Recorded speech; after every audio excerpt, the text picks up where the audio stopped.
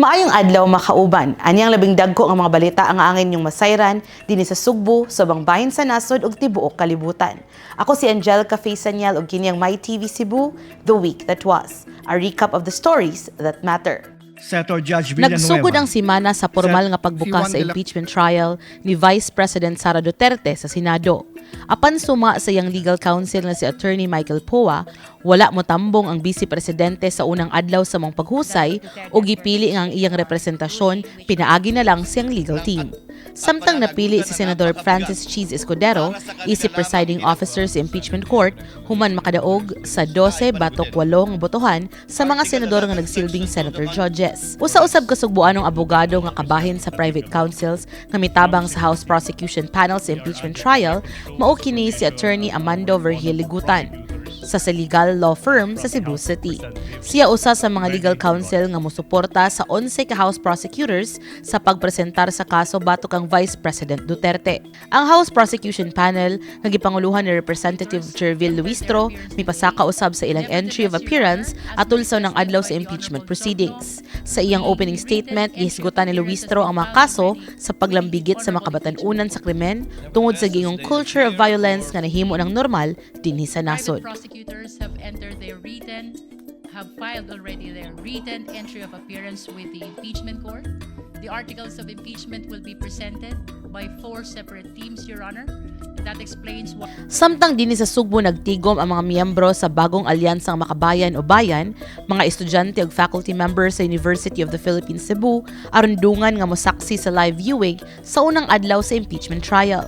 Gisubay nila ang makalambuan sa paghusay batok kang VP Sara nga nag-atubang sa nagkalain-laing aligasyon, lakip ang giingong sayop nga paggamit sa confidential funds, bribery, unexplained wealth o death threats batok kang Presidente Ferdinand Marcos Jr. Si Sara Duterte makonbikto o kanang gitawag og perpetual disqualification sa any public office based ang gihimo karon sa salaod sa among pagtan-aw ni upat ka article of impeachment. Sa laing kalambuan, dakong balita nga mitay og sa Lunes maong pagkaaresto ni Senador Dante Marcoleta tungod sa kasong plunder. Gidala dayon siya sa Sandigan Bayan alang sa return of warrant proceedings sa wala pa siya gilahos sa Camp Crame alang sa booking process. Samtang gawas ni Marcoleta, gikompirmar sab sa Department of Interior and Local Government nga nadakpan silang kanhi Congressman Mike Defensor o businessman Joseph Espiritu sa CIDG subay sa susamang plunder case sa gipasaka sa Ombudsman. Samtang dinhi sa Sugbo, niining adlaw sab gipahugtan sa Talisay City ang seguridad sa mga tunghaan human sa nitumaw nga hulga sa pagpamusil sa usa ka pampublikong tunghaan. Tungod niini gikanselar ang klase sa mga eskwelahan ug sa pipila ka kasikbit nga mga tunghaan. Apan human sa inspeksyon sa kapulisan, wala hinoy nakit-an nga pusil o bisan unsang hazardous materials sulod sa campus. Nunot niini mopatuman na og bag inspection ug uban pang security measures ang mga tunghaan sa syudad aron masiguro ang kaluwasan sa mga estudyante ug mga magtutudlo.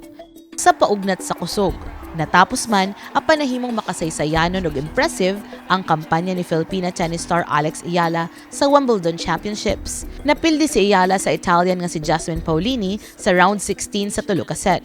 Bisan pa sa kapildihan, giila ang iyang makasaysayanong performance human mapildi niya sa miaging hugna ang defending champion nga si Iga Swiatek og nakasulod sa ikaupat nga hugna sa prestihiyosong torneo. Upsound highlights.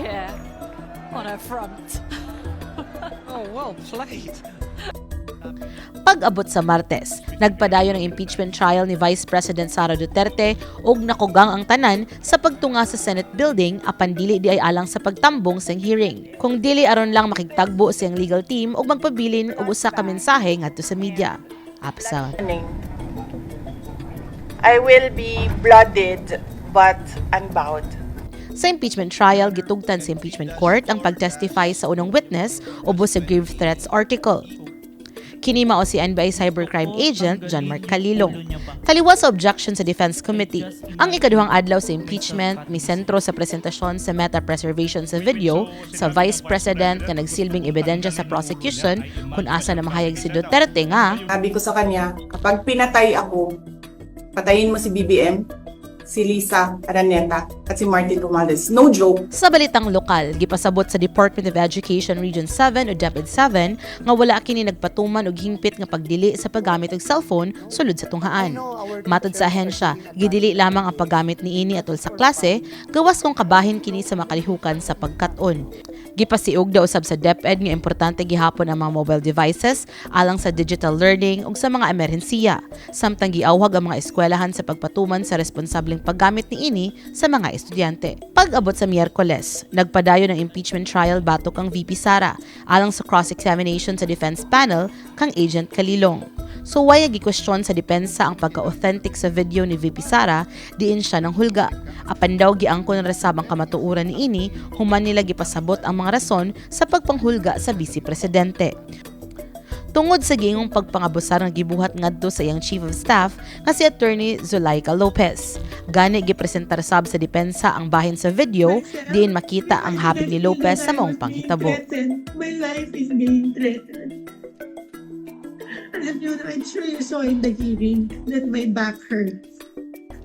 I cannot parang lift anything. I cannot.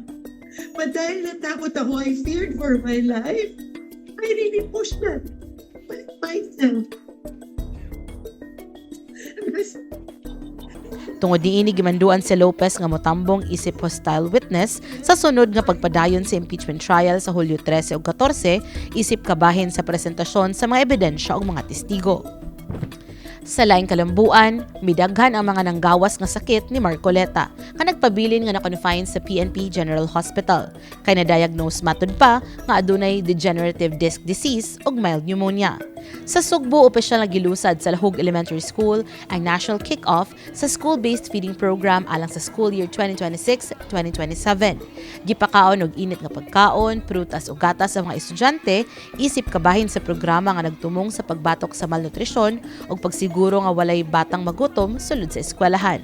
Mitambong usab sa Cebu City Mayor Nestor Archival ug misalmot sa feeding activity. Sa maayong balita sa sports, misaka sa career high nga world number 28 si Filipina tennis star Alex Ayala, human sa iyang makasaysayanong kampanya sa Wimbledon. Si Ayala nahimong unang Filipina nga nakaabot sa 4th round sa Wimbledon sa Open era ug nakadaog usab og kapin 24 million pesos nga premyo.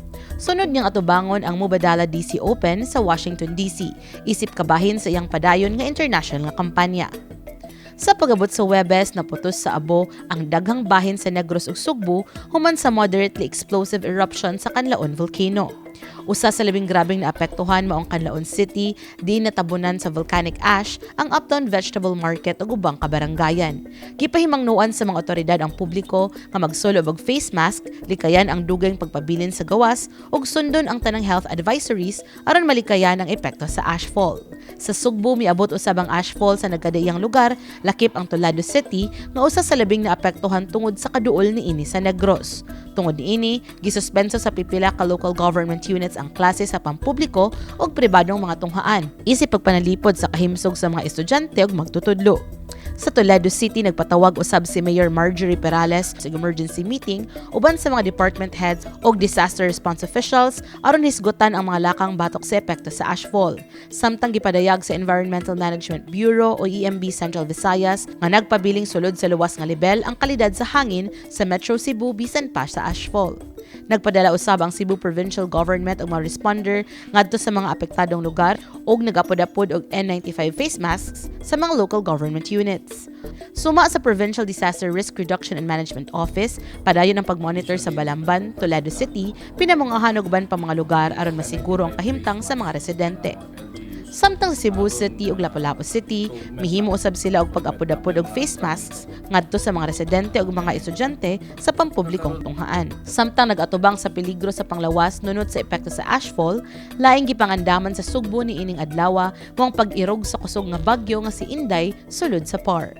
Nagpabiling suspendido ang klase sa mga tunghaan sa adang Biyernes bisan og gipadayag sa Environmental Management Bureau Central Visayas nga nagpabiling sulod sa luwas nga lebel ang kalidad sa hangin sa Sugbo human sa ashfall nga nasinati sa miaging adlaw.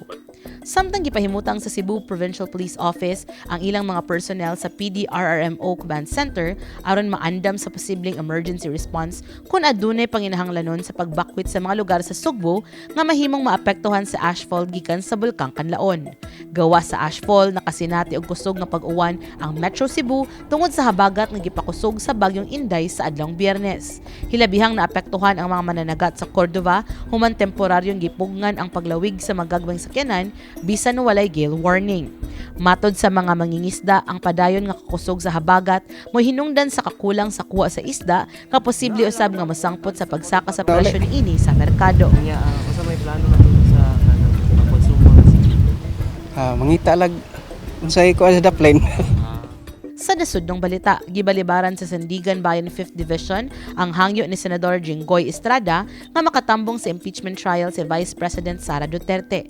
Matod sa korte, walay igo nga basihan ang maong hangyo samtang nagpadayon ang pagdungog sab sa iyang kasong plunder nga may kalabutan sa giingong flood control kickback scheme. Hukad to ang libing dagko nga istorya nga angin ninyong masayran karong si Manaha. Ako si Angel Cafe Sanyel og kini ang My TV Cebu, The Week That Was.